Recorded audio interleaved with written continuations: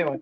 धन्यवाद. धन्यवाद. Thank you. Yes. खूप खूप धन्यवाद. खूप खूप धन्यवाद. येस, बोला ना मॅम मॅम. माझाही अनुभव सांगू का? हो, हो. हो. बोला.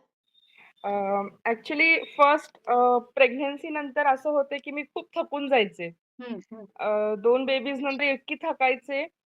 डेली मी असं म्हणायचे, की आज नाही बस आय एम डन. मी ह्याच्यापुढे नाही करू शकत.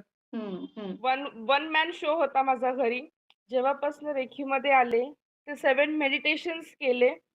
ज्या दिवशी माझे 7 मेडिटेशन कंप्लीट झाले, आपण फर्स्ट शब्द घेतला. त्या दिवशी असं होतं, की माझे हसबंड म्हणले, "तू आज थकली नाहीयेस का?"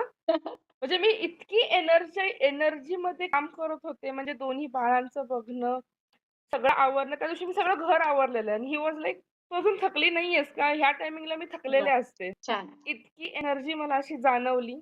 हं, खूप छान वाटलं. सगळ्यात बेस्ट म्हणजे मन प्रसन्न होतं, समाधानी होतं. येस. ते मला जास्त हे वाटलं, की बेनिफिशियल ते वाटलं. त्याला थोडंसं लेट होईल म्हणजे असं झालं, की हेल्थ ठीक आहे नंतर रिकव्हर होईल. आधी मनाची शांती गरजेची होती. कारण की ती कंटिन्यू चलबिचल. जागरण व्हायचं. एक 3 वर्षाचा मुलगा, एक 5 महिन्याची मुलगी आहे. जागरण, उठणं, त्याला टिफिन, नवऱ्याचा टिफिन, हे जॉब, घर बघणं, थकून जायचे.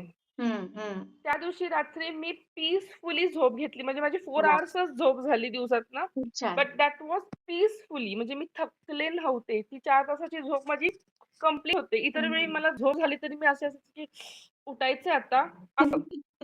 पण त्या दिवशी मला 4 तासाची झोप सुद्धा खूप छान, मन प्रसन्न, मन शांत, वाह! मुलावर रडला तरी चिडचिड नाही.